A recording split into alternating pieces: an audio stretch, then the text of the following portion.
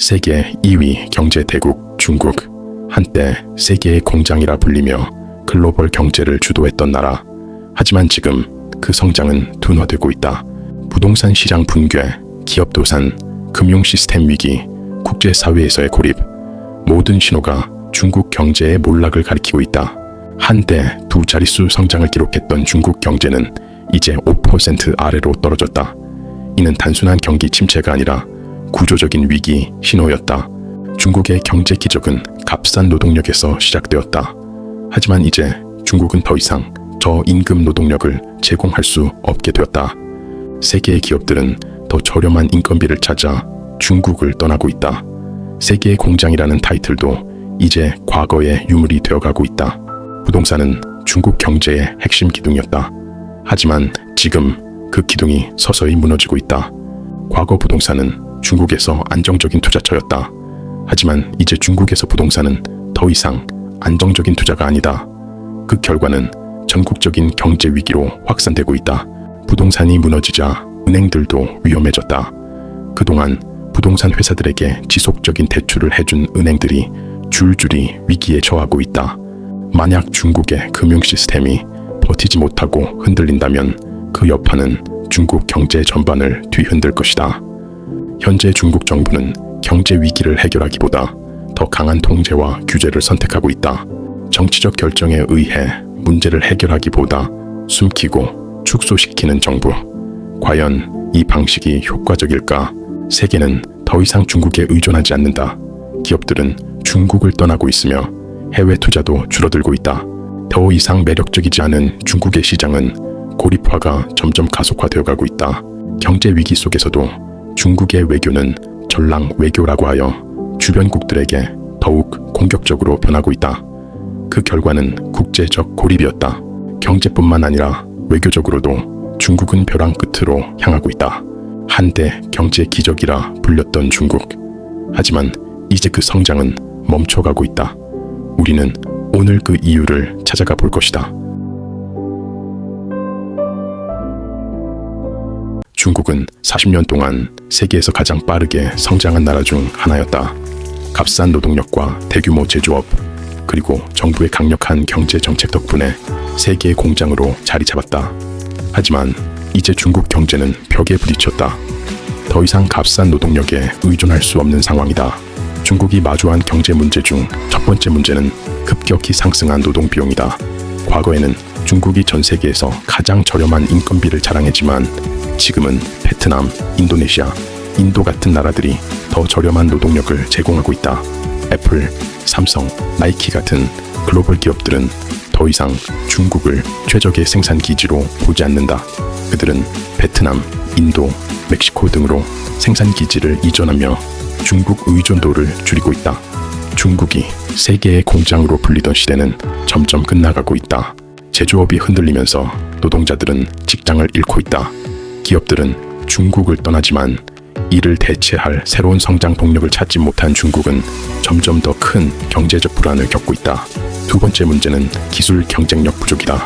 중국은 여전히 첨단 기술 산업에서 미국, 일본, 한국과 큰 격차를 보이고 있다.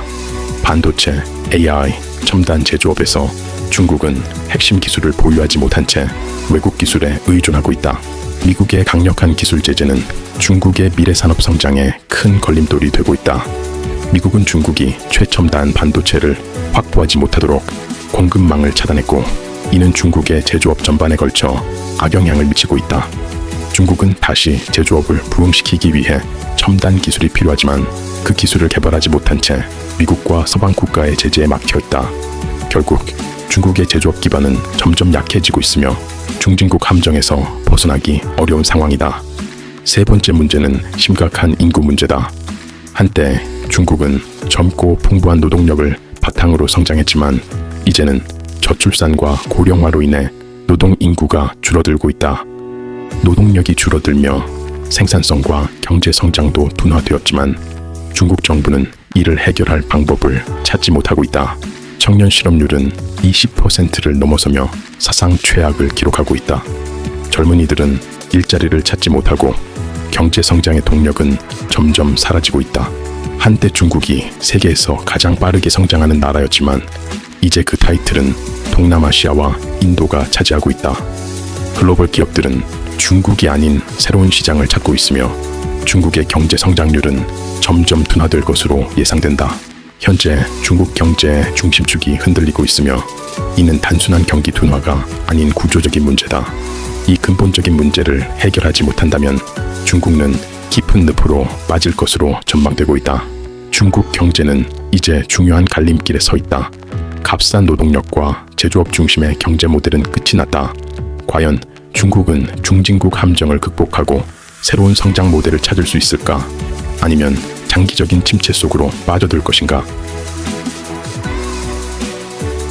중국 경제를 떠받치던 가장 강력한 축, 부동산 시장이 무너지고 있다. 건설업체들은 줄줄이 파산하고 수천만 채의 미분양 아파트가 전국 곳곳에 방치되고 있다. 그리고 이제 이 위기는 금융 시스템까지 위협하고 있다. 2021년 중국 최대 부동산 개발업체 헝다그룹은 300조 원이 넘는 부채를 감당하지 못하고 붕괴했다. 수십 년 동안 무분별한 대출로 확장해온 중국 부동산 거품이 터지기 시작한 것이다. 헝다그룹의 붕괴는 시작에 불과했다. 이후 수많은 부동산 개발업체들이 연쇄적으로 무너졌고 그 여파는 중국 경제 전체를 뒤흔들고 있다. 중국 정부는 지분 투기의 대상이 아니라 거주의 대상이라며 부동산 시장을 단속하며 대출 또한 규제에 나서기 시작했다. 갑작스러운 규제 강화는 건설업체들을 파산으로 몰아넣었고 이제 도시는 텅 비어가고 있다. 부동산 붕괴는 금융 시스템에도 직격탄을 날렸다. 중국 은행들은 수십 년 동안 부동산 개발업체들과 가계대출에 막대한 돈을 투자해왔으며 이제 대출을 상환받지 못하는 은행들은 유동성 위기에 빠지고 있다. 중국 정부는 뒤늦게 시장을 살리기 위해 대규모 부양책을 발표했지만 시장의 신뢰를 회복하기에는 역부족이었다. 사람들은 더 이상 중국 부동산 시장을 안전한 투자처로 보지 않는다. 부동산 거품이 꺼지고 금융 시스템이 위기에 빠진 지금 중국은 이 거대한 경제적 도전을 어떻게 극복할 것인가? 아니면 더 깊은 경제 침체 속으로 빠져들 것인가? 중국은 지난 수십 년 동안 세계에서 가장 빠르게 성장한 경제 대국 중 하나였다. 하지만 이제 경제 성장과 체제 안정을 둘러싼 새로운 선택의 순간이 다가오고 있다. 중국 정부는 경제 성장보다 체제 안정을 우선시하며 기업에 대한 규제를 강화했다. 알리바바, 텐센트, 디디추싱 같은 대기업들은 강력한 단속을 받았고 기업인들은 정부의 눈치를 보며 자유로운 경영을 하지 못하는 상황에 처했다. 중국 정부는 빈부격차 해소를 명분으로 공동부유 정책을 도입했다. 하지만 그 결과는 경제의 활력 감소였다. 자본이 해외로 빠져나가고 기업 활동이 위축되면서 성장 동력이 사라지고 있다. 3년간 지속된 제로 코로나 정책은 중국 경제에 심각한 타격을 주었다. 특히 2022년 상하이 봉쇄는 세계 경제에도 충격을 주었다. 그로 인해 글로벌 공급망이 마비되었고 기업들은 생산을 멈춰야 했다. 중국 정부는 단순한 경제 관리가 아니라 사회 전반을 통제하는 방향으로 나아가고 있다. 강력한 감시 시스템과 빅데이터를 활용한 시민 관리가 강화되면서 개인의 자유는 더욱 축소되고 있다. 경제 성장과 정치적 안정을 동시에 잡는 것은 어렵다. 중국은 지금 독재자의 체제 안정을 위해 경제 성장을 희생하고 있는 듯하다. 하지만 이 선택이 과연 옳은 결정일까? 2018년 미국은 중국과의 무역 전쟁을 선포했다. 트럼프 행정부는 중국 제품에 고율의 관세를 부과하며 중국의 불공정 무역 관행을 겨냥했다. 하지만 이 갈등은 단순한 경제 문제가 아니었다. 세계 패권을 둘러싼 거대한 전쟁의 서막이었던 것이다. 미국은 무역뿐만 아니라 중국이 미래 첨단 기술을 지배하지 못하도록 철저한 견제에 나섰다. 특히 반도체, AI, 양자 컴퓨팅 같은 핵심 기술 분야에서 중국 반도체 기업 화웨이, SMIT 등에 대한 제재 조치를 단행했다. 중국은 1대1로 이다이일루 프로젝트를 통해 글로벌 영향력을 확대함과 동시에 미국의 포위망에서 벗어나려고 하지만 서방 국가들은 이를 채무 함정 외교라 부르며 강력히 반대하고 있다. 실제로 중국의 1대1로 프로젝트는 참여 나라의 많은 양의 채무를 만들어 경제를 좌지우지할 수 있는 여건을 조성하고 있다. 미중 패권 경쟁은 단순한 경제전이 아니다. 이제 군사적 긴장으로까지 이어지고 있다. 중국은 대만을 두고 미국과 대립하며 미국은 일본, 호주, 한국과 협력하여 인도 태평양 지역에서 중국을 견제하고 있다. 미국은 인도 태평양 지역에서 중국을 견제하기 위해 일본, 호주, 인도와 함께 쿼드를 결성했다. 이는 단순한 경제적 연합을 넘어 중국을 포위하려는 군사 전략의 일환이었다. 중국은 미국 중심의 세계 질서를 무너뜨리기 위해 BRICS 체제를 강화하고 있다. 하지만 BRICS 국가 간의 경제적, 입장적 차이를 보이고 있다. 과연 이 전략이 성공할 수 있을까?